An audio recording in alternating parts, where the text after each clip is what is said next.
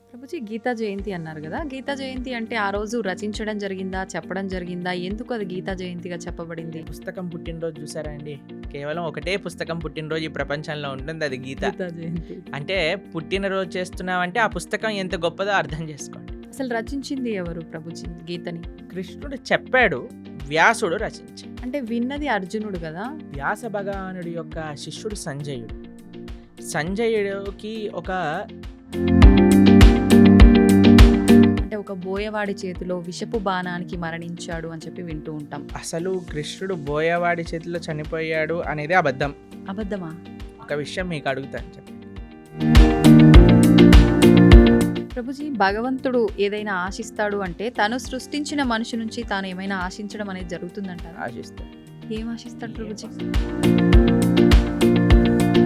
ఒంటిపైకి దేవుడు వచ్చాడు అని అంటుంటారు, పూనకాలు ఇలాంటివి అంటుంటారు కదా ప్రభుజీ. నిజంగా భగవంతుడు ఉన్నా కూడా అలా మనిషి ఒంటిపైకి రావటం లాంటిది జరుగుతుందా? దయ్యం వస్తుంది కానీ దేవుడు రాడు. ఎందుకంటే మనం చేసే చెత్త పనులకి, అపవిత్రమైన ఆలోచనలకి భగవంతుడు ఎందుకు రావాలనుకుంటాడండి అసలు మానవుడి దగ్గరకి? నమస్కారం, వెల్కమ్ టు ఐ డ్రీమ్. ధర్మ మార్గం విత్ విజిత కార్యక్రమానికి స్వాగతం. భగవద్గీతను మించిన ఒక గొప్ప గ్రంథం అనేది లేదు. భగవద్గీతని గనక మనం పాటిస్తే, ఆచరిస్తే, చదివిన దాన్ని గనక మనం కరెక్ట్గా ఆచరిస్తే మన నిత్య జీవితంలో చాలా మార్పులు వస్తాయి. మన లైఫ్లో మార్పుల వల్ల మంచి మార్గంలో వెళ్ళొచ్చు, మోక్షాన్ని పొందొచ్చు. రకరకాలుగా మాట్లాడుకుంటూ ఉంటాం భగవద్గీత గురించి. అయితే నిజంగా భగవద్గీతలో ఏముంది, భగవద్గీత వల్ల మనం ఏం నేర్చుకోవచ్చు, ఇలాంటి విషయాలు ఇప్పుడు ప్రభుజీతో మాట్లాడి తెలుసుకుందాం. ప్రస్తుతం మనతో పాటు ఉన్నారు ఇస్కాన్ టెంపుల్ నుంచి ప్రణవానంద ప్రభుజీ గారు. ఇప్పుడు వారితో మాట్లాడి మరిన్ని విషయాలు తెలుసుకుందాం. మనకున్న సందేహాలన్నింటినీ కూడా నివృత్తి చేసుకునే ప్రయత్నం చేద్దాం. హరే కృష్ణ ప్రభుజీ.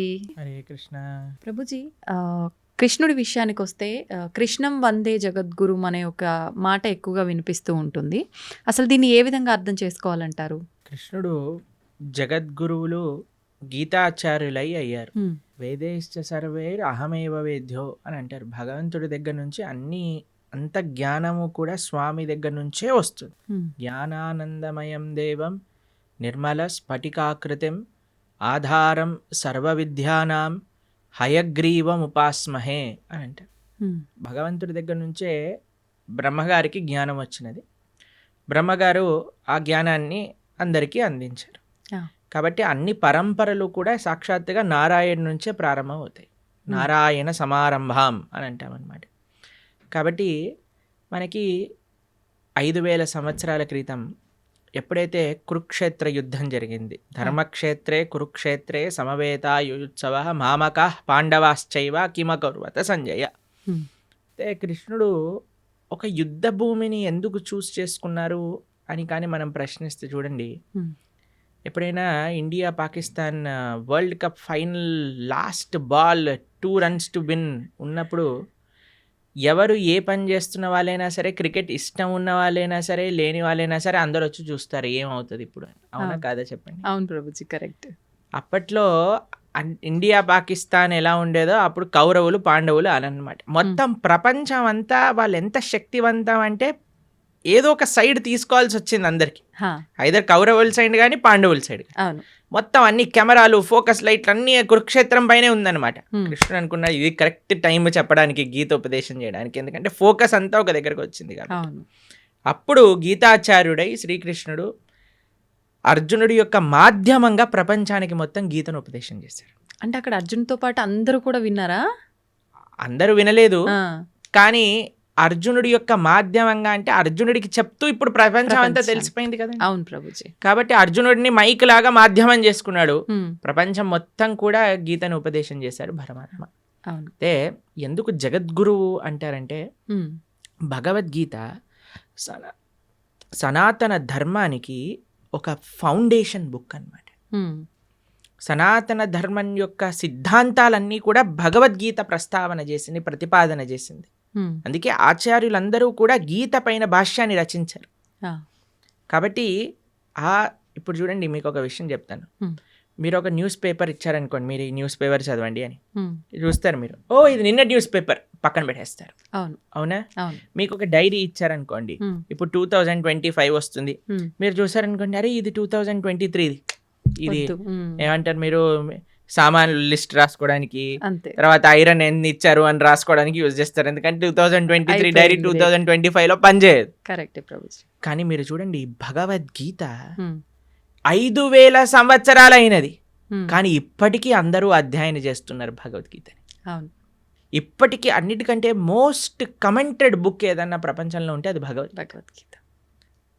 ప్లస్ భగవద్గీతలో ఏం మార్పులు లేవు. స్వామి చెప్పిన 700 శ్లోకాలు ఏవైతే భగవద్గీతలో ఉన్నాయో అవే నడుస్తూ ఉన్నాయి ఇప్పటికి కూడా. అవును. మార్పులు ఇంకా లేకుండా. ఇంకా వాటి యొక్క అప్లికేషన్ పెరుగుతుంది. అవును. మొన్న మేము ఒక మేనేజ్మెంట్ కోర్స్ అటెండ్ అయ్యామన్నమాట. అందులో చెప్తున్నారు, హ్మ్. ప్రపంచంలో ఎవరు మేనేజ్మెంట్ ప్రిన్సిపల్ చెప్పినా అది భగవద్గీత నుంచే దొంగతనం చేసినవి. ఆ. వాళ్ళు తీసుకెళ్ళిపోతారు, దాన్ని ఒక వెస్టర్నైజ్డ్ పబ్లిసిటీ చేసి మనకు అమ్మేస్తూ ఉంటారు. మనమేమో చాలా అమాయకులుగా ఎంత బాగా చెప్పారు అని. అవన్నీ గీతలో ఉన్నాయి. కాబట్టి గీతాచార్యుడిగా ప్రపంచంలో ఎవరైనా సరే గీత పట్టుకొని చదివితే వారి యొక్క మనసు మార్పు చెంది, వారి యొక్క జీవితం మార్పు చెందే ఒక జ్ఞానాన్ని కృష్ణుడు ఇచ్చాడు. కాబట్టి హ్మ్. ఆయన జగద్గురువు అయ్యారు, మొట్టమొదటి జగద్గురువు అయ్యారు. హ్మ్. కాబట్టి అందరి గురువులకి ఆయనే గురువు. ఆ. ఎందుకంటే ఆయన ఉపదేశం చేసిన తత్వములే మనందరం మాట్లాడుకుంటాం కాబట్టి. అవును. అది నారాయణుడిగా ఆయన జ్ఞానాన్ని ఇచ్చిన, కృష్ణుడిగా ఆయన జ్ఞానాన్ని ఇచ్చిన, వ్యాసుడిగా ఆయన జ్ఞానాన్ని ఇచ్చిన, హయగ్రీవుడిగా ఆయన జ్ఞానాన్ని ఇచ్చిన, హంసావతారంగా జ్ఞానాన్ని ఇచ్చిన, కపిలుడిగా జ్ఞానాన్ని ఇచ్చిన, హ్మ్. అన్ని అవతారాలు జ్ఞానాన్ని పంచడానికి కోసమే వచ్చాయి. కాబట్టి ఆయన జ్ఞాన నిధి. అందులో భగవంతుడికి షడైశ్వర్య సంపూర్ణుడు అంటాడు. భగవాన్ అనే వాటికి నిర్వచనంగా పరాశర మహర్షి విష్ణు పురాణంలో షడ్ ఐశ్వర్యములు పరిపూర్ణంగా కలిగినవారు అని చెప్తారు. అందులో ఒక ఐశ్వర్యం సకల జ్ఞానము కలిగినవాడు ఆయన. హ్మ్. కాబట్టి ఆయనకి తెలియనదంటూ ఏముండదు. ఉండదు. ఆయన ఇచ్చేదే మనకి ధర్మము అని అంట. అందుకే మన శాస్త్రములు ధర్మస్తు సాక్షాత్ భగవత్ ప్రణీతం. హ్మ్. భగవంతుడు చెప్పినదే ధర్మము, భగవంతుడు చెప్పిందే గీత. ఆ గీత ఎక్కడ ప్రపంచంలో ఎవరు అధ్యయనం చేసి పాలించినా సరే వాళ్ళు సుఖ సంతోషాలతో ఉంటారు. కృష్ణుడు గీతాచార్యుడై జగద్గురువులై వసుదే వసుతం దేవం కంస చానూర మర్దనం దేవకీ పరమానందం కృష్ణం వందే జగద్గురు. అటువంటి గీతా జయంతి మహోత్సవాన్ని కూడా మనం ఇటీవల చేసుకున్నాం. ఈ నెల రోజులన్నీ మార్గశీర్ష మాసం అంతా చాలా ముఖ్యమైనది. ఎందుకో తెలుసా అండి, కృష్ణుడు గీతలో చెప్పారు ఒక విషయాన్ని, మాసానా మార్గశీర్షోహం అని అన్నారనమాట. కాబట్టి ఈ మార్గశీర్ష మాసం అంతా కూడా గీతను అధ్యయనం చేయటం, గీతని వినటం. మన ప్రణవానంద దాస్ అనే ఛానల్ ఉంటుంది యూట్యూబ్లో. అందులో మనకి ప్లేలిస్ట్లో ఒకసారి మనం 18 అధ్యాయాలకి 18 గంటలు మనం ప్రవచనం అని చెప్పామన్నమాట. అది వినడానికి ప్రయత్నం చేస్తే మనకి గీత ఏం చెప్పాలనుకుంటుంది అనే విషయాలు మొత్తం కూడా మనకు అర్థమవుతాయి. అలా గీతని వినటం, గీతని చదవటం, గీతని 10 మందికి ఇవ్వటం ఈ మార్గశీర్ష మాసంలో చాలా ముఖ్యమైన విధానం అన్నమాట. ప్రభుజీ గీతా జయంతి అన్నారు కదా, గీతా జయంతి అంటే ఆ రోజు రచించడం జరిగిందా, చెప్పడం జరిగిందా, ఎందుకు అది గీతా జయంతిగా చెప్పబడింది? మీరు ఎప్పుడైనా పుట్టినరోజు ఒక పుస్తకం పుట్టినరోజు చూసారా అండి? కేవలం ఒకటే పుస్తకం పుట్టినరోజు ఈ ప్రపంచంలో ఉంటుంది, అది గీతా జయంతి. అంటే పుట్టినరోజు చేస్తున్నామంటే ఆ పుస్తకం ఎంత గొప్పదో అర్థం చేసుకోండి. అయితే గీతా జయంతి యొక్క విశేషత ఏంటి అని అంటే, గీత ఆ రోజు శ్రీకృష్ణుడు ఉపదేశం చేశారు అని ఒక విషయం చెప్తారు. ఓకే. లేదు అమావాస్య రోజు ఉపదేశం చేశారు, సంజయుడు దాన్ని ప్రతిపాదన చేశారు ధృతరాష్ట్రుడికి, అది ఏకాదశి రోజు అని కూడా విషయం చెప్తారు. కానీ గీత ప్రకాశితమైన రోజు ఇది మనం తెలుసుకోవాలి. అర్జునుడికి కృష్ణుడు ఉపదేశం చేసిన రోజు గీతా జయంతి. అసలు రచించింది ఎవరు ప్రభుజీ గీతని? కృష్ణుడు చెప్పాడు, వ్యాసుడు రచించాడు. అంటే విన్నది అర్జునుడు కదా, మళ్ళీ అంటే వ్యాస భగవానుడికి ఇప్పుడు వ్యాస భగవానుడి యొక్క శిష్యుడు సంజయుడు.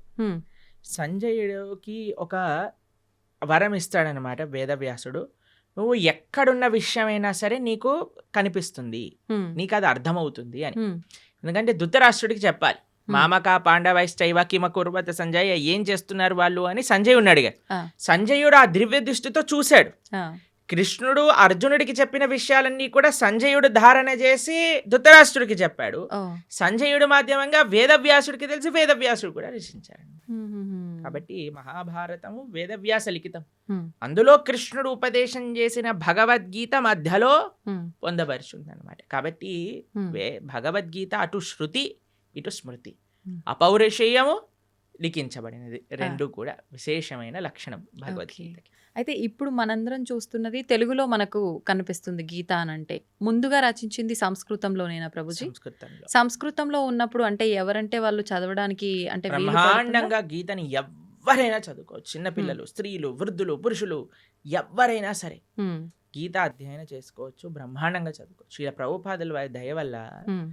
ఆయన ఏం చేశారంటే గీత యొక్క యాక్సెసిబిలిటీ ఎలా పెంచారు అని అంటే, హ్మ్. ఏ లాంగ్వేజ్ సుమారుగా 70 కంటే ఎక్కువ లాంగ్వేజెస్లో శ్రీల ప్రభుపాదుల వారి యొక్క భగవద్గీత ట్రాన్స్లేట్ చేయబడింది. ఆహా. మీకు ఒక విషయం చెప్తాను. లాస్ట్ 50 yearsలో 55 కోట్ల గీత పుస్తకాలు వితరణ చేసింది ఇస్కాన్. వామ్మో! ఆ, చాలా ఎక్కువ 55 సంఖ్యలో. కోట్ల పుస్తకములు హ్మ్. వితరణ చేశారు ప్రపంచవ్యాప్తంగా. Okay, okay. అది గొప్ప విషయం అన్నమాట. హ్మ్. కాబట్టి అలా మనం ఈ గీతా వితర అనేది చాలా ముఖ్యమైన సేవ. కాబట్టి మీరు ఏ లాంగ్వేజ్లో శ్రీల ప్రభుపాదుల వారి భగవద్గీత యథాతథం అని మీరు టైప్ చేశారనుకోండి, మీకు ఈజీగా లభించేస్తుంది. దాన్ని చక్కగా మనం చదువుకోవటమే. అది తెలుగులో అంటే తెలుగులో, ఇంగ్లీష్లో అంటే ఇంగ్లీష్లో, హిందీలో అంటే హిందీలో, అన్నిట్లో ఉంది. హ్మ్. ఇప్పుడు గీతని అంటే దానం చేయొచ్చా ప్రభుజీ? ఎవరికి దానం చేయొచ్చు అంటారు ఒకవేళ అంటే దానం మన ఇంట్లో చేయాలంటే? ఉండే పుస్తకాన్ని దానం చేసేయకూడదు. మన ఇంట్లో ఉండే పుస్తకాన్ని మనం చదువుకుంటూ ఇంకో చదువుకోవాలి. పుస్తకాన్ని తీసి దానం చేయొచ్చు. ఇప్పుడు చూడండి, ఆ, అందరికీ ఒక క్రేజ్ పెరిగిపోయింది ఈ మధ్యలో, రిటర్న్ గిఫ్ట్స్ అని. ఆ, సరే, మీరు అవును, ఏ అవును. చిన్న ఫంక్షన్ చేసినా సరే రిటర్న్ గిఫ్ట్ రిటర్న్ ఇవ్వాలి. గిఫ్ట్. ఇప్పుడు వచ్చే గిఫ్ట్ కంటే వెళ్ళే గిఫ్ట్ ఇంకా ఈ ప్రెస్టీజియస్ గా ఉండాలి అని ఆలోచిస్తూ అవును. ఉంటారు. పెళ్లిల్లో ఉండే వాళ్ళందరూ ఆలోచిస్తుంటారు ఏమి ఇవ్వాలి, ఏం చేయాలని. మీరు ఏ వస్తువు ఇచ్చినా సరే, ఇదేంటి, ఇది అందరు ఇస్తున్నారు, ఇదెందుకు, దీనికంటే ఎక్కువ తీయచ్చు కదా, అన్ని కంప్లైంట్స్ వస్తూ ఉంటాయి. ఎవరు సాటిస్ఫై చేయలేం. అవును. నా పర్సనల్ సజెషన్ ఏంటి అంటే, సనాతన ధర్మంలో ఉండే వాళ్ళు ఎవరైతే వివాహం చేసుకుంటారో రిటర్న్ గిఫ్ట్గా అందరికి ఒక గీతా పుస్తకాన్ని ఇవ్వండి. మంచి సలహా ప్రభుజీ. ఏదో ఒక ఆధ్యాత్మిక పుస్తకాన్ని ఇవ్వండి. దాన్ని ఏదో వంక పెట్టలేడు కదా, పెట్టలేరు. ప్రసాదంగా తీసుకుంటాడు కదా. హ్మ్, హ్మ్. చదివితే వాడు బాగుపడతాడు, మీకు ఆ పుణ్యం వస్తుంది. అవును. ఇప్పుడు చూడండి ఎన్ని మంచి విషయాలు ఉన్నాయో. హ్మ్. ఒక వివాహంలో ఎంత కోట్లు ఖర్చు పెట్టేస్తున్నారండి. ఇప్పుడు మీరు చూసే అవును, ఉంటారు కదా. అవును, అవును. అసలు వివాహం పైన కాదు, వెనకాల ముందుండే తోకల పైన. తోకల పైన. అసలు వివాహం 10 నిమిషాలు అయిపోవాలి, అంతే. మిగతావన్నీ రోజులు ఆర్భాటాలు. చేసేస్తున్నారు. సరే, మ్మ్. చేసుకొని ఇవ్వండి, కానీ కనీసం పెళ్లి రోజే ఇదైనా చేయండి. కనీసం సనాతన ధర్మ ప్రచారం అవుతుంది, హ్మ్. మీకు పుణ్యం వస్తుంది, హ్మ్. తీసుకున్న వాడికి ఒక ఆపర్చునిటీ దొరుకుతుంది గీతను చదువుకోవడానికి. ఆ, కాబట్టి కాబట్టి ఎంతమంది అయితే వివాహాలు చేసుకుంటున్నారో మీరు, కానీ ఈ వీడియో మీ దగ్గరకు వస్తే మీకు కృష్ణుడు ఒక అవకాశాన్ని ఇస్తున్నారు గీత పంచడానికి అని అనుకోండి. హ్మ్. మాకు ఎంతోమంది తెలుసండి, చాలామంది పెద్ద పెద్ద ఆఫీస్ ఫంక్షన్స్ జరిగినప్పుడు, ఏదైనా జరిగినప్పుడు, మొన్నే మేము ఆదిలాబాద్లో ఉన్నప్పుడు ఒక ఆయన ఆ. 108 భగవద్గీత పుస్తకాలు తీసుకెళ్ళి వాళ్ళ ఇంట్లో జరిగే ఉత్సవంలో అందరికి ఇవ్వాలి అని తీసుకెళ్ళారనమాట. హ్మ్, హ్మ్, హ్మ్. కాబట్టి తప్పకుండా మీకు కానీ గీత పుస్తకాలు కావాలి అని అంటే ఇస్కాన్ ఆదిలాబాద్కి మీరు కాంటాక్ట్ చేయండి. మీకు ఎన్ని వేలు కావాలంటే అన్ని వేలు పుస్తకాలు మేము పంపిస్తాం. అవునా? చక్కగా మీరు రిటర్న్ గిఫ్ట్ రూపంలో గీత పుస్తకాన్ని ఇవ్వండి. హ్మ్. అప్పుడు మీరు అడగచ్చు, హ్మ్. వాళ్ళు చదవరండి చాలా అంటే, మంది చదివే. ఇంట్లో ఉంటే చాలండి. మీకు ఓకే. స్టోరీ చెప్తాను. ఆ. ఒకళ్ళకి మేము గీత ఇచ్చామన్నమాట. వాళ్ళు అన్నారు మా ఇంట్లో చదవరండి పుస్తకాలు అన్నారు. హ్మ్.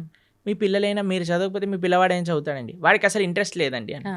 సరే అయ్యా మీ ఇంట్లో పెట్టుకో, ఎవడైనా వచ్చినప్పుడు చదువుతాడు వాడు అని అన్నాను. అంతే. సరే అని వాళ్ళ ఇంట్లో పెట్టుకున్నారనమాట. ఆ. పెట్టుకుంటే వాళ్ళ ఇంట్లోకి హైదరాబాద్లో ఉంటారు వాళ్ళు. హ్మ్. అయితే వాళ్ళ ఇంట్లో ట్రీట్మెంట్ కోసమని వాళ్ళ చుట్టాలు ఎవరో 3 రోజుల కోసం వచ్చారట హైదరాబాద్లో ఓకే. ఉండడానికి. అయితే 3 రోజులకి పాటు ట్రీట్మెంట్, హాస్పిటల్కి వెళ్ళి ఇంటికి రావటం, హాస్పిటల్కి వెళ్ళి ఇంటికి రావటం అలా జరుగుతుంది. వాళ్ళు అనుకున్నారట సాయంత్రం పూట ఏం చేయాలి అని. వాళ్ళకి పుస్తకం షెల్ఫ్లో గీత కనిపించింది. అయితే మేము చెప్పాము ఎవరో ఒకరు చదువుతారు, మీరు అవునవును, ఉంచుకోండి ఇంట్లో అని అన్నాను అంతే. ఆ. వాళ్ళు తీసుకున్నారు, వాళ్ళు చదివారు, ఆ. వాళ్ళకి చాలా నచ్చింది ఆ పుస్తకం. వాళ్ళ ఇంటికి తీసుకెళ్ళిపోయారు. హ్మ్. వాళ్ళు ఉండేది ఎక్కడో మహబూబ్ నగర్ ప్రాంతంలోనే ఎక్కడో. ఆహా. వాళ్ళు గీత చదివి వాళ్ళు భక్తులైపోయారు. ఓహో. మేము ఒక కార్యక్రమానికి వెళ్ళినప్పుడు ఆ. వాళ్ళు మాకు ఈ విషయం చెప్పారు, ప్రభుజీ మీరు ఒకళ్ళ గీత ఇస్తే వాళ్ళ ఇంట్లో ఉన్న గీత మేం చదివితే మేము భక్తులం అయిపోయాం. పోనీలేండి, ఎవరికొకరికి ఉపయోగపడింది మీరు ఎవరికో అన్నట్టుగా. ఒకళ్ళకి ఇప్పుడు బాంబు పెట్టారనుకోండి, ఎక్కడో ఒక చోట పేలుతుంది పేలుతుంది. కదండి. అవును. అలానే గీత కూడా అంతే, హ్మ్. మన దగ్గర ఉండాలంతే. మీరు చదవకపోతే మీ పిల్లలు, ఏ పిల్లలు చదవకపోతే ఎవరికో మనవాళ్ళు మనవరాళ్ళు ఎవరో ఒకరు చదువుతారు. హ్మ్. గీత ఉన్న దగ్గర తరించకపోవటము అంటూ ప్రశ్నే లేదు. హ్మ్. గీత ముట్టుకున్నవాడు, చూసినవాడు, దర్శించుకున్నవాడు, ఒక పేజ్ చదివినవాడు, ఒక అక్షరం చదివినవాడు అందరూ తరిస్తారు. దాంట్లో ఎటువంటి డౌటే లేదు. ఏ లాంగ్వేజ్ లో ఉన్నది చదివినా కూడా మనకు ఏ correct లాంగ్వేజ్ గా- లో ఉన్న గీతా మహాత్యం చెప్తుంది. గీత ఎక్కడైతే ఉంటే అది సాక్షాత్తుగా ప్రయాగ క్షేత్రంతో సమానము. మ్మ్. కాబట్టి మన ఇంట్లో మనకి చాలా ముఖ్యం అండి. Hmm. మనకి మీకు సాంప్రదాయంలో చూస్తే మనం మంగళం అని మంగళహారతి భగవంతుడికి సమర్పణ చేస్తాం. అవును. అందులో శాస్త్రాలకు కూడా మనం మంగళహారతి సమర్పణ చేస్తాం అన్నమాట.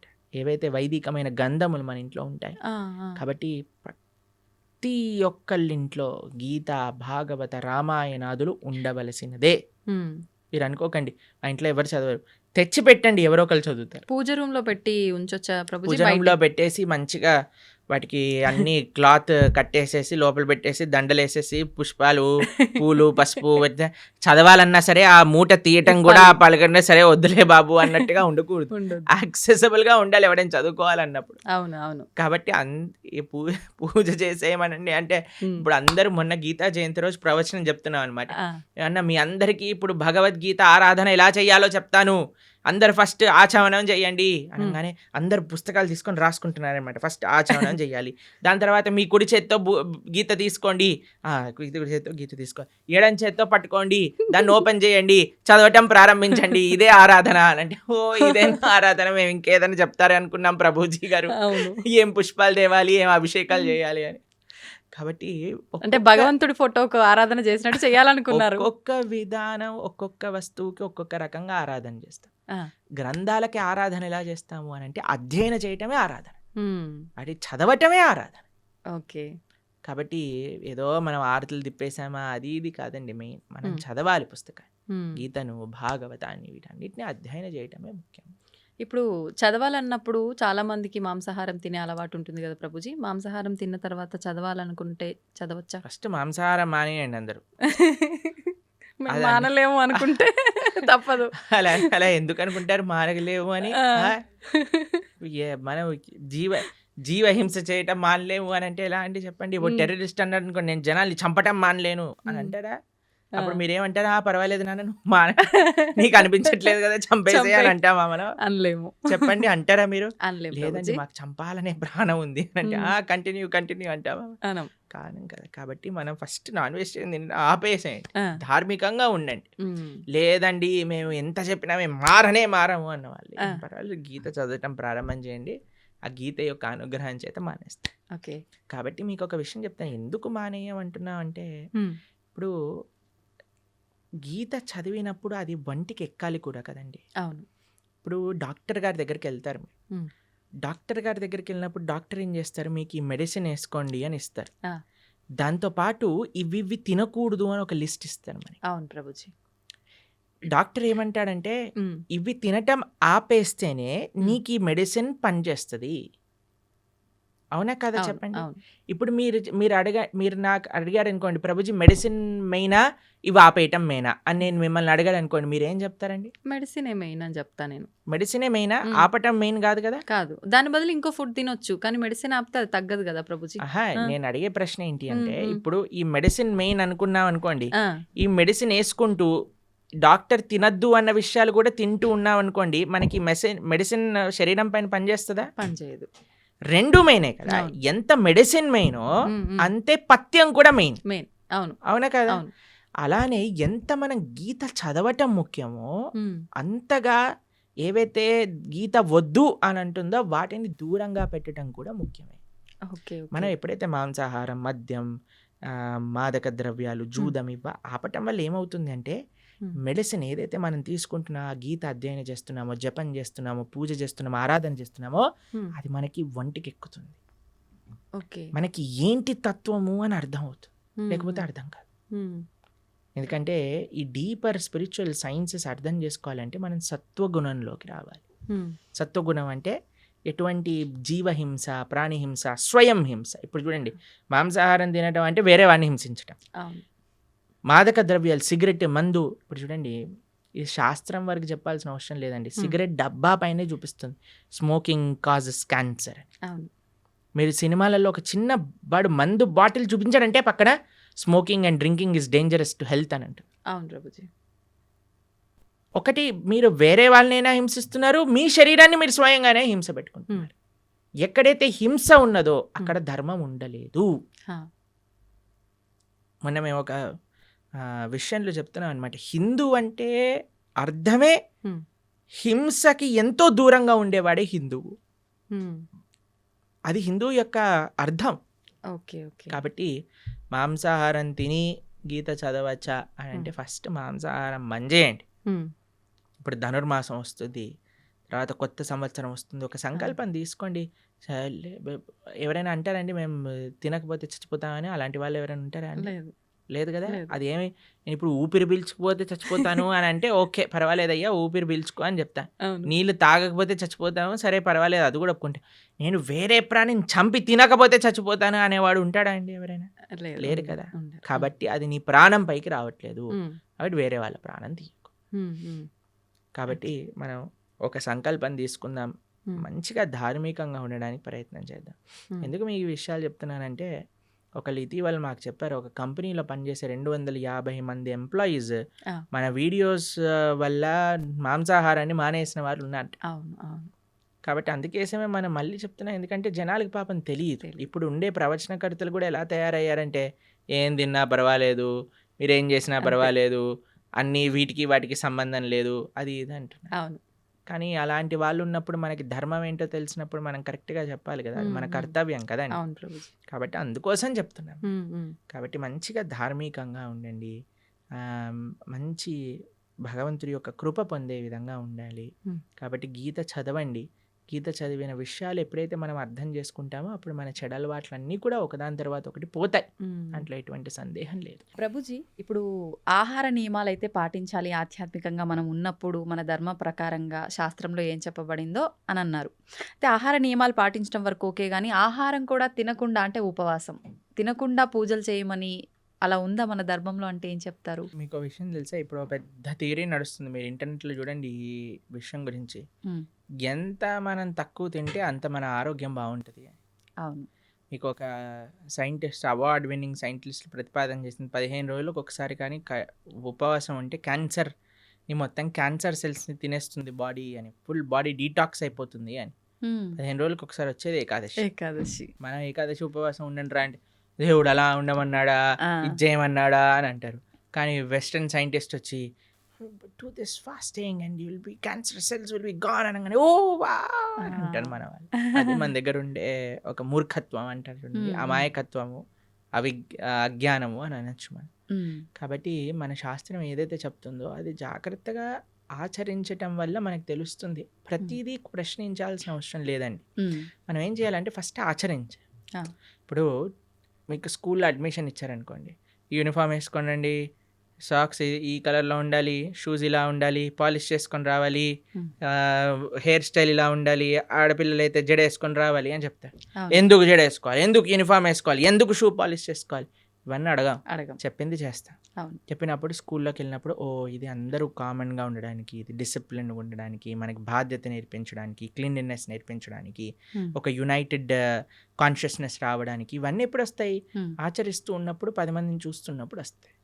కానీ మన లోపల ఏమైపోయింది, ఫస్ట్ ఏం చేయాలన్నా సరే ప్రశ్నించడం ప్రారంభం చేసాం. ఇది చేయండి రా, ఎందుకు చేయాలి, ఇది చేస్తేనే దేవుడు కరుణిస్తాడా, ఇది చేస్తేనే ఇది అవుతుందా, లేకపోతే అవ్వదా? ప్రతిదానికి ఆన్సర్ ఉంటుందండి. కానీ ఎవరికి చెప్తాము? ఎవరైతే వినయంగా ఆచరిస్తున్నారో అటువంటి వారికి చెప్పచ్చు, మూర్ఖంగా వాదించేవాడికి చెప్పలేము. కాబట్టి ఉపవాసం ఎందుకోసము, ఇలా వ్రతం ఎందుకోసము, లేదా ఒక పూజా విధానం ఎందుకోసము అని అంటే అది మనల్ని భగవంతుడి దగ్గరికి తీసుకెళ్తుంది, భగవత్ ప్రీత్యర్థం. మన ఆరోగ్యం బాగుండటం ఇవన్నీ సెకండరీ.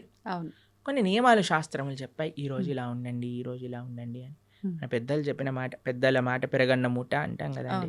పెద్దలు చెప్పిన మాటే పెరగన్న మూట అంటే శాస్త్రం చెప్పిన మాట ఇంకెంత మంచిది చెప్పాలి. కాబట్టి ఆచరించడం ప్రధానం.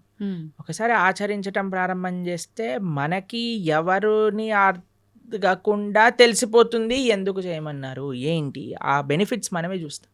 ఇప్పుడు ఒక ఆహార నియమాన్ని చెప్పామనుకోండి, దాన్ని ఆచరిస్తూ ఉన్నప్పుడు కన్సిస్టెంట్గా మనకు తెలుస్తుంది, అరే మన జీవితం ఎలా మారింది, మన క్లారిటీ ఆఫ్ మైండ్, థాట్, మన జీవన శైలి, మనం మాట్లాడే విధానం, మన ఆలోచనలు, మన స్ట్రెస్, మన డిప్రెషన్, మన యాంగర్ అవన్నీ ఎట్లా తగ్గుతుంది. లేదు నాకు ప్రూవ్ చేయి తర్వాత మానేస్తానంటే ఎలా చెప్పండి. అవును, కాదు కదా. కాదు. ఇప్పుడు నువ్వు ఇప్పుడు ఇంజనీరింగ్ కాలేజ్లో ఒకటి జాయిన్ అవుతున్నాడు, నాకు జాబ్ ఇస్తేనే నేను జాయిన్ అవుతా అంటాడా? అన్నారు. నువ్వు జాయిన్ అవ్వు, నువ్వు చదువు, అవును, అప్పుడు నీకు జాబ్ వస్తుంది, అంతే కదా. ఫస్ట్ నాకు ప్లేస్మెంట్ ఇవ్వు తర్వాత జాయిన్ అవుతానంటే ఎలా అండి? అవును. ఫస్ట్ నువ్వు జాయిన్ అవ్వు, ప్రాసెస్ని ఫాలో అవ్వు, అప్పుడు మొత్తం అన్ని క్లియర్గా వస్తుంది. అయితే ప్రభుజీ నాది ఒక చిన్న డౌట్, అంటే ఇలా ఆలోచించడానికి కారణం ఇది అయి ఉంటుందేమో అని. కొన్ని అంటే ఇప్పుడు సైంటిఫిక్గా ప్రూవ్ చేసిన తర్వాత మీరు చెప్పినట్టుగా నమ్ముతున్నారు అంటే అది మనకి ఎప్పుడో ఉంది శాస్త్రాల్లో. కానీ మన శాస్త్రాలు పురాణాల విషయానికి వస్తే కొన్ని వేల లక్షల సంవత్సరాల క్రింద నుంచి ఉన్నవి అని చెప్తారు. కానీ అంటే ప్రతిదానికి కూడా ఒక నిర్దిష్టమైన అంటే ఇది టైము, ఇప్పుడు రచించారు లేకపోతే ఇప్పుడు రాశారు, ఇప్పటి నుంచి ఉంది అని నిర్దిష్టమైన ఒక సమయం లేదు. అందుకని చెప్పి ఎలా దీన్ని ఒక మూఢనమ్మకం. నిర్దిష్టమైన సమయం ఉంటుందండి? ఎందుకంటే దానికి నిర్దిష్టమైన సమయమే లేదు, అనాదిగా వస్తుంది. భగవంతుడు ఉన్నప్పటి నుంచి జ్ఞానం ఉన్నది. భగవంతుడు బ్రహ్మకు ఉపదేశం చేశారు వేదాలు. ఎప్పుడని ఎలా చెప్తాం? ఆది అని అంటాం. అవును, ఆదికి టైం ఇన్ఫినిటీకి ఎప్పుడు అయిపోతుంది? ఇన్ఫినిటీ చెప్పండి అంటే ఎలా అంటాం? చెప్పలేం. అలానే ఒక స్టార్టింగ్ పాయింట్ అంటూ లేదండి. కొన్ని విషయాలకు చెప్పచ్చు. భగవద్గీత 5,000 సంవత్సరాలు అయింది, ఎందుకంటే కృష్ణుడు ఆవిర్భావం అప్పుడైంది. కృష్ణుడు 125 సంవత్సరాలు ఉన్నప్పుడు అర్జునుడికి భగవద్గీత ఉపదేశం చేశారు. ద్వాపర యుగం అయిపోయింది, కలియుగం స్టార్ట్ అయిపోయింది. కాబట్టి సుమారుగా ఇన్ని సంవత్సరాలు. ఇప్పుడు కృష్ణుడు పుట్టినరోజు ఏదైతే కృష్ణాష్టమి చేసుకుంటారో అప్పుడు రాస్తారు 5,000 ఇన్నో సంవత్సర జన్మాష్టమి అని. కొన్ని నిర్దేశం ఉంది, కానీ అపౌరుషేయమైన వేదములకు ఎలా చెప్తాను చెప్పండి. వ్యాసుల వారు 5,000 సంవత్సరాల క్రితం వేద విభజనను చేశారు. అన్నీ ఎంతో పైలప్గా ఉన్న వేదాలన్నింటినీ 4 కేటగిరీస్గా చేసి చక్కగా ఈజీగా అండర్స్టాండ్ అయ్యే విధంగా మనకు అందించారు. కాబట్టి దానికి ఒక లెక్క ఉంది. ఓకే, కాబట్టి అన్నిటినీ, అందుకే ఇందాక అన్నట్టుగా మనము ఇప్పుడు టీచర్ ఇక్కడ అమెరికా ఉంది అని మనం మ్యాప్లో చూపించేసింది అనుకోండి, వెళ్ళొచ్చాక నమ్మం కదండి. అమెరికా ఉంది అంటే అమెరికా ఉంది. అవి ఇప్పుడు ఎగ్జామ్ పేపర్లో ఈ కాంటినెంట్ ఏంటి, అమెరికా రాసిస్తాం. కానీ టీచర్ని అడగమను ఏంటి ప్రూఫ్ చూపించమని. కాబట్టి శాస్త్రాన్ని మనం యథాతథంగా ఫస్ట్ మనం కొద్దిగా నమ్మకాన్ని ఇన్వెస్ట్ చేసినప్పుడు ఆ నమ్మకం బట్టి మనకి ఆ శాస్త్రం అనేది ప్రస్ఫుటితం అవుతుంది, మన మనసులో గోచరం అవుతుంది, మనకి విషయాలు తెలుస్తూ ఉంటాయి. దానికి భాగవతోత్తముల యొక్క సాంగత్యం, సద్వైష్ణవ ఆచార్యుల యొక్క సాంగత్యం, గురువుల యొక్క సాంగత్యం, పరంపరాగతమైన గురు పరంపర యొక్క సాంగత్యం ఎప్పుడైతే దొరుకుతుందో అప్పుడు మన మిగతా విషయాలన్నీ కూడా మనకు తెలుస్తాయి. ప్రభుజీ, గీతని ఉపనిషత్తు అని అంటుంటారు. ఎందుకని ఉపనిషత్తు అంటారు? ఉపనిషత్తులో ఉండే జ్ఞానం అంతా కూడా గీతలో ఉన్నది. ఇప్పుడు చూడండి, మీరు పాలు తీసుకున్నారనుకోండి, ఓ 10 లీటర్ల పాలు తీసుకున్నారు, దాన్ని బాగా మీరు వేడి చేస్తూ ఉన్నారనుకోండి, కొద్దిసేపు అయ్యాక ఎర్రగా మారుతాయి. దాని తర్వాత ఇంకా చాలా కండెన్స్ అయిపోతుంది, దాన్ని రబడీ అంటారు. తెలుసా? మీరు రబడీ తిన్నారా ఎప్పుడైనా? రబడీ చాలా కండెన్స్ అయిపోయింది అనుకోండి, ఖోవా అయిపోతుంది. ఖోవాతో బిల్లలు చేశారనుకోండి, చాలా అద్భుతంగా ఉంటుంది. ఖోవా బిల్లలు తిన్నారా?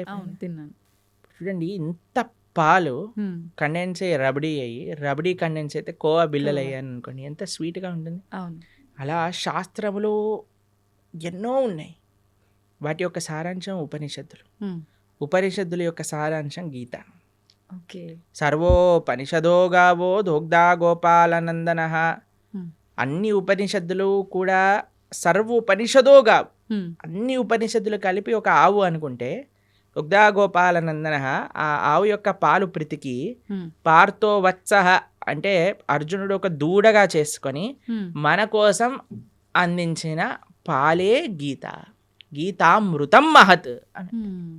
అటువంటి గీతామృతం ఏదైతే భగవద్గీత ఉందో అది అన్ని ఉపనిషత్తుల యొక్క సారాంశమే, కాబట్టి అది ఉపనిషత్, గీతోపనిషద్ అని మనం అంటాం. ప్రభుజీ, ఇప్పుడు విష్ణువు అవతారాల్లోకెల్లా, అన్ని అవతారాల్లోకెల్లా కృష్ణుడి ఒక్క అవతారానికి మాత్రమే అంటే ఒక బోయవాడి చేతిలో విషపు బాణానికి మరణించాడు అని చెప్పి వింటూ ఉంటాం. ఎందుకని ఇలా డిసైడ్ చేయబడింది అంటారు? ఎలా సాధ్యపడింది అలా? అసలు కృష్ణుడు బోయవాడి చేతిలో చనిపోయాడు అనేది అబద్ధం. అబద్ధమా? మరి ఒక విషయం మీకు అడుగుతాను చెప్పి. చిన్నపిల్లవాడు 6 రోజులు 8 రోజులు అంత వయసున్న పిల్లవాడికి పూతన అని ఒక పెద్ద రాక్షసి వచ్చింది. ఒకసారి మీరు వినే ఉంటారు కృష్ణుడి యొక్క కథలో. విన్నారా పూతన రాక్షసి? విన్నా. 21 మైళ్ళు ఉండేది ఆ రాక్షసి. ఎంత పిల్లవాడు 6 రోజులు. అటువంటి పిల్లవాడిని పట్టుకొని అలాంటి పూతన సంహారం 6 రోజులకి చేసిన కృష్ణుడు. 21 మైళ్ళు ఉండే రాక్షసి. తృణావర్త, శకటాసుర, కేశి, అరుష్టాసుర, ప్రలంబాసుర, వత్సాసుర, ధేనుకాసుర, ఇలాంటి అసురులందరినీ, అఘాసుర, వ్యోమాసుర, ఇటువంటి అసురులందరినీ చిన్న వయసులో చిన్న పిల్లవాడు ఇలా బొమ్మలతో ఆడినట్టుగా, చిన్నపిల్లలు యానిమల్ బొమ్మలను ఆడతారు చూడండి, అవి చిన్న పిల్లవాడు తీసుకొని ఇలా పడేశాడు అనుకోండి, ఆ డైనోసారస్ వెళ్ళి అలా గోడకి ఎత్తుక్కుంటుంది. అలా చిన్నపిల్లలు, ఇంత దేవతలందరూ, బ్రహ్మాది దేవతలందరూ వణికిపోయి అసురులందరూ చిన్నపిల్లవాడిగా కృష్ణుడు సంహరించేశాడు. కాళీయ అనే విషపూరితమైన సర్పం పైన నృత్యం చేసి కాళీయుడిని తరింపజేశాడు ఆయన. కస్యానుభావో నదేవ విద్మహే తవాంగ్రిరేణు స్పర్శాధికార. కాళీయుడిని అనుగ్రహించిన కృష్ణుడు ఒకసారి మొత్తం కారు చిచ్చు మొత్తం అరణ్యంలో అంతా మంట పెట్టుకుంటే అనేసరికి మొత్తం మంట అంతా ఆయన లోపలికి వెళ్ళిపోయింది. గోవర్ధనగిరి 21 మైళ్ళు ఇప్పుడు మనం చూస్తున్నాం. బృందావనంలో ఆనాటికి ఎంతో ఉండేది. గోవర్ధనుడికి ఒక శాపం ఉంది, రోజు ఆవగిందంతా తక్కువ అయిపోతావు అని. అందుకోసం ఇప్పుడు చూస్తే కృషించిపోయింది. కానీ కృష్ణుడు ఉన్నప్పుడు ఇంకా మహిమాన్వితంగా ఉండేది. అటువంటి పర్వతాన్ని 7 రోజులు 7 రాత్రులు చిటికని వేలిపైన, ఎడమ చేతి చిటికని వేలిపైన పట్టుకున్న కృష్ణుడు ప్రవాసన అనే ఒక పర్వతం ఉండేదండి. ఒక పెద్ద మౌంటైన్ పై నుంచి లాంగ్ జంప్ చేస్తాడు ఆయన. లాంగ్ జంప్ చేసినప్పుడు సేఫ్ ల్యాండింగ్ అవుతుంది ఆయనకి. మీకు ఇంకో విషయం చెప్తాను. యమలోకానికి వెళ్ళి వాళ్ళ గురువు గారి యొక్క శిష్యుని పట్టుకొని వస్తాడు కృష్ణుడు. అటువంటి శిష్యుడికి ఎప్పుడైతే కృష్ణుడు వెళ్ళి యమలోకంలో శంఖం పూరించాడో, యమధర్మరాజు పరిగెత్తుకుంటూ వచ్చి, అయ్యా నీకేం కావాలో చెప్పు అనగానే, మా గురువు గారి శిష్యుని వదిలేసి అనగానే తీసుకొచ్చి, అయ్యా తీసుకోండి, నువ్వే ప్రపంచానికి సొత్తు, నువ్వేం కావాలన్నా ఇస్తాను అని యమధర్మరాజు ఇచ్చేసి. అటువంటి కృష్ణుడికి ఒక బోయవాడు బాణాన్ని పాదాలకు మీరు ఒకసారి ఆలోచన చేయండి. ఒక పాదానికి, ఒక ఫీట్కి ఎవరికైనా బుల్లెట్ తగిలింది అనుకోండి, చనిపోతాడా? చనిపోరు. కాకపోతే కాలు మన సీరియళ్లలో పాయింట్ బ్లాక్ లో బుల్లెట్ పోయినా సరే వాడు నెక్స్ట్ మినిట్ వాళ్ళ భార్య ప్రార్థన చేయగానే లేచి నించుంటాడు. అలాంటిది పరమాత్మ, భగవంతుడైన శ్రీకృష్ణ పరమాత్మ కాలికి ఒక బాణం తలిగితే చనిపోతారు అని అంటే ఎలా మనం నమ్మగలుగుతాం చెప్పండి? ఎటువంటి స్వామి. మీకు ఒక విషయం చెప్తాను, అందుకే శాస్త్రాన్ని చదవాలి. ఇన్స్టాగ్రామ్ రీళ్ళు అవి ఇవి చూడకూడదు. భాగవతం ఏం చెప్తుంది అంటే, కృష్ణుడు అలా ఒక పెద్ద చెట్టు కింద శంఖచక్ర గదా పద్మములతో ఇలా విశ్రమించి ఉన్నాడు. దూరం నుంచి ఒక బోయవాడు చూశాడు కృష్ణుడిని. కృష్ణుడి యొక్క పాదము ఆయనకి ఒక జింక చెవిలా కనిపించింది అన్నమాట. అయితే దూరం నుంచి ఆయన బాణం వేశాడు. ఆ బాణం వచ్చి కృష్ణుడికి తలిగింది. తర్వాత ఆ బోయవాడు వచ్చాడు. ఇప్పుడు బాణం వేసాక చూస్తాడు కదండి, గురి తలిగిందా, ప్రాణం చూసుకోవచ్చు అని కృష్ణుడి దగ్గరికి వస్తాడు. ఓ కృష్ణ పరమాత్మ సాక్షాత్తుగా కృష్ణుడు అని దర్శిస్తాడు. 3 ప్రదక్షిణలు చేస్తాడు కృష్ణుడికి. కృష్ణుడు అంటే, అయ్యా నీకు మోక్షాన్ని ఇచ్చేస్తున్నాను అని, నువ్వు నా విరమణ చేసే నేను లీలలో, నా అంతర్ధానం అయ్యే లీలలో నువ్వు కూడా నీ యొక్క కాంట్రిబ్యూషన్ ఇచ్చావు కాబట్టి నీకు మోక్షాన్ని షూట్ చేసిన వాడేమో మోక్షానికి ఇచ్చేసాడు ఆయన, ఈయనేమో శరీరాన్ని విడిచిపెట్టేశారంటే ఎంత విచిత్రం చూడండి. దాని తర్వాత ఏదో ఆ బాణం అలానే ఉంది.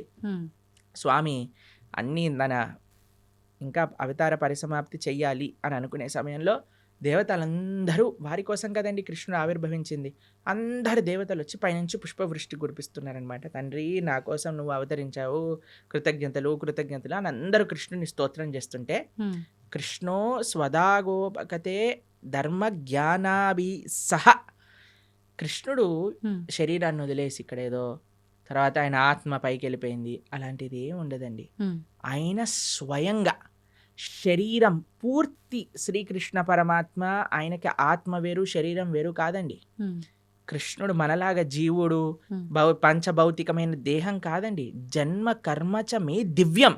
ఆయన జన్మ దివ్యం, ఆయన కర్మ దివ్యం, ఆయన శరీరం దివ్యం. ఆయన ఎలా అయితే ఆ చెట్టు కింద కూర్చున్నారో అలానే శరీరంగా ఆయన యొక్క ధామానికి చేరుకున్నారు కృష్ణ పరమాత్మ. ఎప్పుడు ఆయన అవతార పరిసమాప్తి చెయ్యాలి ఆయన ఆ సంకల్పం చేసేసుకున్నాడు. చేసేసుకున్నప్పుడు. ఓకే. కాబట్టి ఆ బోయవాడి చేతితో చనిపోయాడు అనేది పెద్ద అబద్ధం. ఇప్పుడు ఇక్కడ అంటే ఈయనకు మోక్షం కల్పించడం కోసమే ఆ బాణం తగలడమా ప్రభుజీ? లేదంటే రాముడు వాలిని చెట్టు చాటు అది నుంచి కూడా అబద్ధమే. చంపటము ఇదంతా? ఎందుకంటే వాలి చనిపోయే ముందు రాముడికి క్షమాపణ అడిగి అయ్యా నువ్వు చేసింది ధర్మమే హ్మ్. అని వాళ్ళ కుమారుడిని రాముడికి సరెండర్ చేయించి వెళ్ళిపోతాడు. హుహు. కాబట్టి భగవంతుడికి మనలాగా every action as equal and opposite reaction లాంటి ఉండదు. స్వామి దగ్గర పనిచేయమండి. ఓకే. కానీ ప్రతి స్వామికి ఒక్కరు కర్మ ఉండదు. అదే అదే ఉదాహరణగా అంటున్నా కదా, తీసుకుంటారు. మనకి మనం WhatsApp university, Instagram college, Facebook tuitions ఇవన్నీ తీసుకుంటాం కాబట్టి మనం ఇలా తయారయ్యాం. కానీ శాస్త్రంగా అర్థం చేసుకోవాలి మనం. కావున కృష్ణుడికి భగవంతుడికి పుట్టుక ఉండదు, భగవంతుడికి మరణం ఉండదు. ప్రభుజీ ఇప్పుడు మనకున్న 4 యుగాల్లో ప్రస్తుతం కలియుగంలో ఉన్నాము. అయితే కలి ప్రభావం వల్ల రకరకాల పాపాలు పెరిగిపోతున్నాయి. అది కలి ధర్మం అంటుంటారు. మరి ఈ కలియుగంలో మన అంటే తప్పు ఒప్పులని మన కర్మలని తప్పించుకునే శక్తి మనకు ఉందంటారా? కలో దోష నిదేరాజన్ అస్తి ఏకోన్ మహాన్ గుణాన్ కీర్తనాదేవ కృష్ణస్య ముక్త సంగపరం రజేత్ అని మన శాస్త్రం చెప్తుంది. కలియుగంలో మీరు చెప్పినట్టుగా దోషాల నిధి. ఇంకా మీకు విషయం చెప్పిన అండి, కలియుగం స్టార్టే అవ్వలేదు. ఇది ఇంకా యుగ సంధి కాలము అని అంటారు. మొట్టమొదటి 5,000 సంవత్సరములు, 5,000 సంవత్సరములు, 6,000 సంవత్సరాలు అలా చేంజ్ అన్నమాట. బ్రిడ్జ్ టైం ఇది. అంటే ద్వాపర యుగానికి కలియుగానికి బ్రిడ్జింగ్ టైం ఇది. మార్గం అనుకోవాలా అంటే ప్రభుజీ? పూర్తి కలియుగం ఆరంభం అవ్వలేదు ఇంకా. అవ్వలేదు. ఓకే. ఈ 5-10 ఇయర్స్ 5,000 ఇయర్స్ సంధి కాలము అని అంటారనమాట దాన్ని. కాబట్టి ఇంకా కలియుగం ప్రారంభం అవ్వకముందే కలియుగం ఇలా అన్యాయం ఘోరం అంటున్నారు. ఇంకా కలియుగం ప్రారంభమయ్యాక ఇలా ఉంటుంది చెప్పండి. ఇంకా ఘోరాలు ఎక్కువ. అప్పుడైతే ఇంకా మీరు భక్తి చేయాలన్నా ధర్మం చేయాలన్నా మీకు ఎవడు ఐ డ్రీమ్స్ టీవీలో కృష్ణుడి గురించి మాట్లాడేవాడు ఉండడు. మొత్తం ఎంటర్టైన్మెంటే ఉంటుంది. ఓకే. కాబట్టి ఇప్పుడే మనకి వస్తుంది కాబట్టి ఇప్పుడే మనం సీరియస్గా తీసుకొని ఇప్పుడే మనం జపం చేసుకోవటం, గీత చదువుకోవటం. ఎందుకంటే మళ్ళీ అనుకోవచ్చు మళ్ళీ వచ్చే జన్మలో చూద్దాం. వచ్చే జన్మలో నువ్వు చూడొచ్చు కానీ నీకు చెప్పేవాడు ఎవడు ఉంటాడు కదా. అవును అవును. కలియుగం ముందుకు వెళ్తూ ఉంటే ధర్మం మెల్లమెల్లగా తగ్గిపోతూ ఉంటుంది. కాబట్టి ఆ ధర్మం మనకి ఈ మానవ జన్మ ఇప్పుడు వచ్చింది. ఇప్పుడు మనకి మంచి విషయాలు తెలుస్తున్నాయంటే ఈ క్షణం మనం మంచి మార్గంలోకి వెళ్ళవలసింది. ప్రభుజీ మీరు అసలు కలియుగం ప్రారంభమే అవ్వలేదు, ఇది సంధికాలం అంటున్నారు. కానీ ఈ మధ్య జరిగిన ప్రారంభమైనది కానీ పూర్తిగా కలి ప్రభావం లేదు ఇప్పుడు ఇంకా. Okay okay. కానీ చాలా మంది అసలు కలియుగం యుగాంతమే జరగబోతోంది అని చెప్పి ఇప్పుడు వచ్చిన భూకంపాలు ఈ ప్రళయాలను చూసి అంటున్నారు కదా. టైం ఉంది ఇప్పుడే లేదు, ఇంకా చాలా టైం ఉంది. ఇంకా 4 లక్షల పైన సంవత్సరాలు ఉంది కలియుగం అయిపోయేసరికి. దాంట్లో ఏమి ఇది లేదు. చాలా అన్యాయాలు పెరిగిపోతున్నాయి. ఇందాక మనం అన్నట్టుగా కలో దోష నిదే రాజన్, దోషములతో కూడుకున్నది కలియుగం. కానీ ఇందులో ఒక గొప్ప విషయం ఏంటి అంటే కీర్తనాదేవ కృష్ణస్య, భగవంతుడి యొక్క కీర్తన, భగవంతుడి యొక్క నామ జపం చేయటం చేత మనిషి తరించిపోతాడు. మిగతా యుగములలో తరించడం చాలా కష్టం. కలియుగంలో చాలా సులభం తరించడం.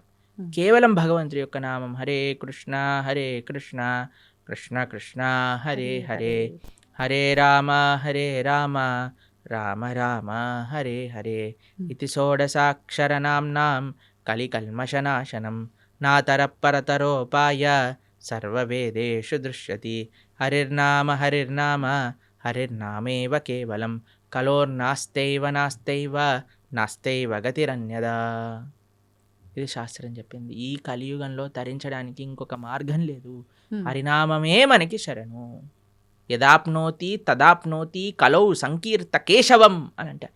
మిగతా యుగములలో చేసే దాన తప కర్మ క్రియలు అన్నిటి యొక్క ఫలితము కూడా కలియుగంలో కేవలం భగవన్నామం జపం చేయటం చేత వచ్చేస్తాయి. యదాప్నోతి తదాప్నోతి కలో సంకీర్త కేశవం. ఆ కృష్ణుడి యొక్క నామస్మరణ అన్నిటికంటే గొప్పది. కాబట్టి ఎన్ని రకాల ఆపదలు మనకున్నాయన్నా, ఎన్ని రకాల డిస్ట్రాక్షన్స్ ఉన్నాయన్నా, ఎవరైతే భగవన్నామాన్ని పట్టుకుంటాడో వాడికి ఎటువంటి తిరుగు లేనే లేదు. ప్రభుజీ, భగవంతుడు ఏదైనా ఆశిస్తాడు అంటే తను సృష్టించిన మనిషి నుంచి తాను ఏమైనా ఆశించడం అనేది జరుగుతుందంటారా? ఆశిస్తాడు. ఏం ఆశిస్తాడు? ఏ వస్తువుని ఆశించడు, మనస్సుని ఆశిస్తాడు. భగవంతుడికి ఏమీ అవసరం లేదు. భగవాన్ అని ఆయన ఆయన అంటారు, ఏది భగవంతుడికి అవసరం లేదు, మనస్సు భగవంతుడికి అవసరం. ఈ ప్రపంచంలో ఉండే వాళ్ళకి ఏంటి, మన డబ్బులు అవసరం, మన అందం అవసరం, మన పలుకుబడి అవసరం, మన వస్తువులు అవసరం, మన ఇల్లు అవసరం. కానీ ఎవరినైనా మీరు అన్నారనుకోండి, మేము ఇప్పటి నుంచి మీరు ఇంట్లోకి వెళ్ళి చెప్పారనుకోండి, మేము వంట చేయను, జాబ్కి వెళ్ళను, ఏమీ చేయను, కానీ 24 గంటలు మీ గురించే ఆలోచిస్తూ ఉంటాను, నిన్నే ప్రేమిస్తూ ఉంటాను అని అంటే ఏమంటారు మీ ఇంట్లో వాళ్ళు? చాలా బ్రహ్మాండం అమ్మా అంటారా? అనరు. ఏమంటారు? పిచ్చి పట్టింది, దీనికేదో అయింది అంటారా? ఆ. మీరు భగవంతుడి దగ్గరికి వెళ్ళాలని అనుకోండి, అయ్యా నేను నీకేం పూజ పునస్కారం ఏం చేయలేను తండ్రి, కానీ 24 గంటలు నిన్ను మనసులో స్మరించగలుగుతా అంటే భగవంతుడు ఏమంటాడు? నువ్వే నాకు కావాలి అంటాడు. ఎందుకంటే ఈ ప్రపంచంలో ఉండే వాళ్ళందరికీ వస్తువులు అవసరం, భగవంతుడికి మనస్సు అవసరం. మనం ఏం చేస్తున్నా, ఆ మనస్సు కూడా ఈ ప్రపంచంలో ఉండే వాళ్ళకి ఇస్తున్నాం.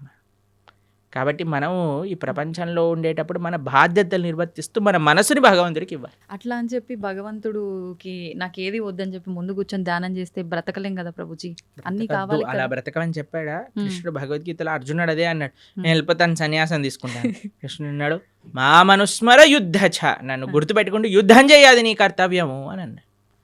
కాబట్టి మనం మన బాధ్యతలను నిర్వర్తిస్తూ భగవంతుణ్ణి గుర్తుపెట్టుకోవాలి, భగవంతుణ్ణి స్మరిస్తూ చెయ్యవాలి. ఇది తత్వం. మనం నిత్యం ఎన్నో రకాల మాటలు మాట్లాడుతుంటాం, ఉదయం లేచిన దగ్గర నుంచి పడుకునే వరకు. ఈ మాట్లాడే మాటలు సత్యమే పలకాలి, అబద్ధాలు ఆడకూడదు అని చెప్పి అంటుంటారు. కానీ చాలామంది అబద్ధాలు ఆడుతూ ఉంటారు. అయితే భగవంతుడికే తప్పలేదు అబద్ధాలు ఆడటం, మానవ మాత్రం మనకెంత, కురుక్షేత్ర యుద్ధంలో శ్రీకృష్ణుడు అంతటి వాడే అబద్ధాలు చెప్పాడు అని చెప్పి కొంతమంది అంటుంటే విన్నాను. నిజంగా కృష్ణుడు అబద్ధం ఆడా? అబద్ధం ఆడటానికి వీళ్ళు ఒక సాకుగా అది తీసుకుంటున్నారా అంటే ఏం చెప్పారు? అబద్ధం అంటే నిర్వచనం ఏంటో తెలుసా అండి? భగవంతుడు ఏదైతే చెప్పాడో దానికి విరుద్ధంగా చెప్పటమే అబద్ధం చెప్పటము అని అర్థం. ఓకే. భగవంతుడు ఏదైనా మాట్లాడాడు అంటే అది అబద్ధం అవ్వదు. ఆయన సత్యం, ఆయన స్వరూపమే సత్యం. అవును. భగవంతుడి కంటే పెద్ద సత్యం ఇంకొకటి లేదు. ఆ సత్యం అబద్ధం ఆడినా సత్యమే అవుతుంది. కాబట్టి భగవంతుడు ధర్మస్తు సాక్షాత్ భగవత్ ప్రణీతం. భగవంతుడు ఏం చెప్తాడో అది ధర్మం అవుతుంది. భగవంతుడు మనకి అపరెంట్గా అబద్ధం ఆడాడు అనన్నా సరే ధర్మ సంరక్షణ కోసము, లోక పరిపాలన కోసము అంటాడు. కానీ మనలాగా మన స్వార్థం కోసం మన తప్పులు పక్కన పెట్టుకోవడానికి అనరండి. ఒక వ్యక్తి ఎందుకు అబద్ధం ఆడతాడు? వాడు చేసిన తప్పుని ఇది చేసుకోవడానికి, కప్పిపుచ్చుకోవడానికి.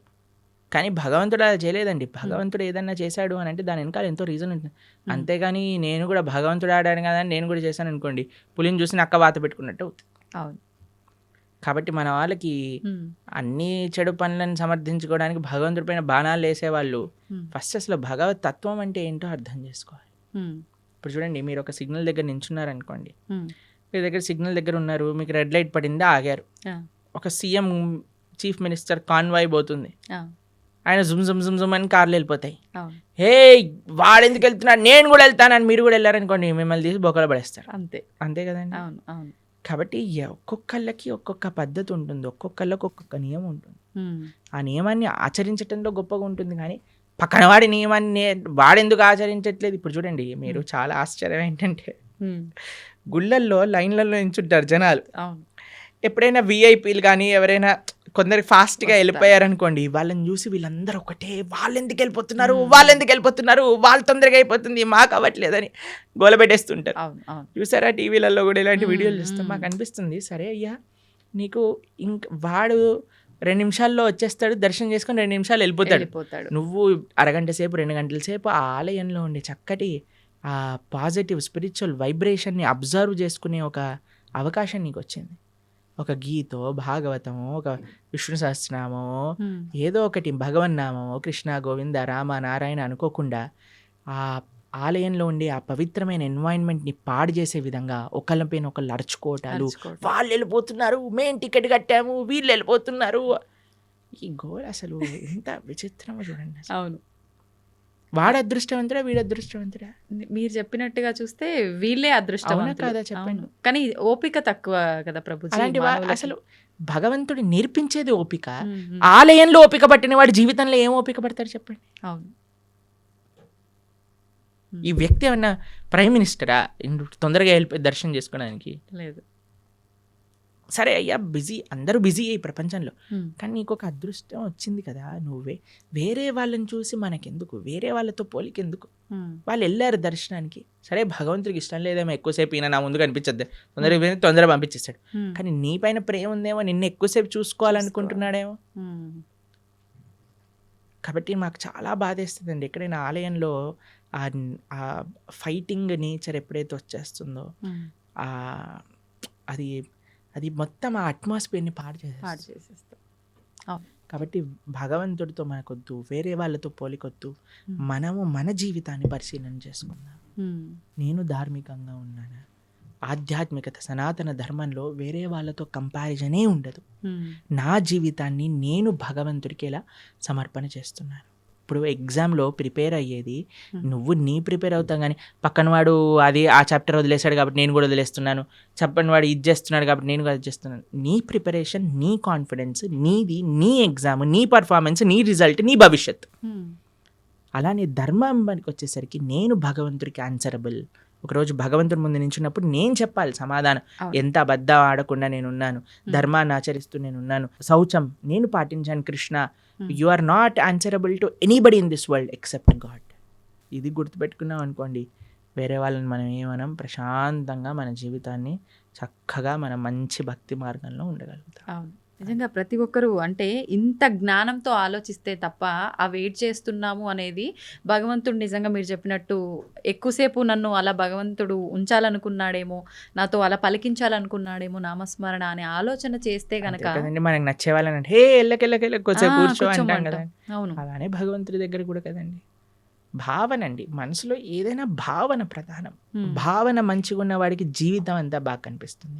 ఆ భావన లేనివాడు జీవితంలో ఎక్కడ చూసినా సరే వాడు తప్పునే ఎత్తుకుతాడు. అవును. కాబట్టి భగవద్గీత చదవటం వల్ల ఏమవుతుంది అంటే మన భావన శుద్ధీకరణ జరుగుతుంది. వీ కెన్ థింక్ పాజిటివ్లీ, జీవితాన్ని ఒక కరెక్ట్ పర్స్పెక్టివ్లో మనం చూడగలుగుతాం. ప్రభుజీ, దేవుడు ఉన్నాడు అంటే దయ్యం ఉంది అని అంటారు. నిజంగా దయ్యాలు ఉన్నాయా? ఒంటిపైకి దేవుడు వచ్చాడు అని అంటుంటారు, పూనకాలు ఇలాంటివి అంటుంటారు కదా ప్రభుజీ. నిజంగా భగవంతుడు ఉన్నా కూడా అలా మనిషి ఒంటిపైకి రావటం లాంటిది జరుగుతుందా? దయ్యం నిజంగా దేవుడు ఉన్నాడు కాబట్టి దయ్యం కూడా ఉంది నమ్మాలా, లేదంటే ఇది మూఢనమ్మకమా? దయ్యం వస్తుంది కానీ దేవుడు రాడు. ఉమ్, ఎందుకంటే మనం చేసే చెత్త పనులకి, మన శరీరంలో ఉండే ఆ అపవిత్రమైన ఆలోచనలకి ఉమ్, భగవంతుడు ఎందుకు రావాలనుకుంటాడండి అసలు మానవుడి దగ్గరకి? ఉమ్, అంటే మన ఆచరణ గొప్పదా, మన మాట గొప్పదా, Hmm. మన సాధన గొప్పదా? మన దగ్గరికి ఎందుకు రావాలనుకుంటాడు చెప్పండి పరమాత్మ? హా, భగవంతుడు రావాలి అనుకుంటే ఆయన శ్రీ విగ్రహ రూపంలో మాట్లాడతాడు, లేదా తన యొక్క భక్తుల మాధ్యమంగా మాట్లాడతారు. ఉమ్, అంతేకాని భగవంతుడు వచ్చేసి ఊ అని ఊగేసి ఉమ్, ఏవేవో చేసేసి ఇవంతా ఏంటంటే ఒక భావన, ఉమ్, ఒక ట్రాన్స్, నాకు ఇది వచ్చేసింది అని అనుకుంటున్నారు. కాబట్టి ఉమ్. చాలా మంది అడుగుతారు, ప్రభుజీ అది నిజమా అబద్ధమా? వాళ్ళకి నిజం, నీకు అబద్ధం. వాళ్ళకి నిజం, మనకు వాళ్ళకి నిజం, మనకు అబద్ధం. ఓకే. అంటే ఎందుకంటే వాళ్ళు అలా నమ్ముతున్నారు నాకు ఉమ్, వచ్చింది అని, కాబట్టి వాళ్ళకి నిజమే. ఓకే. నీకు నిజమా? కాదు, కాదు. మనకు అబద్ధం. ఉమ్, ఎందుకంటే దేవుడు రాడు, దేవుడు మనిషి పైకి రానే రాడు. Um, he has many other better positions to come. Okay. కాబట్టి ఎవరికైతే మాకు దేవుడు వచ్చేసాడు అని అంటారో, జస్ట్ ఉమ్, మీకు నిజం అండి, ఉమ్, నాట్ డినయింగ్ ఇట్. నీకు నిజం, ఎందుకంటే నీ మానసిక స్థితి అలా నీకు చెప్తుంది, ఆ, కానీ వేరే వాళ్ళు నమ్మవలసిన అవసరం లేదు. ఉమ్.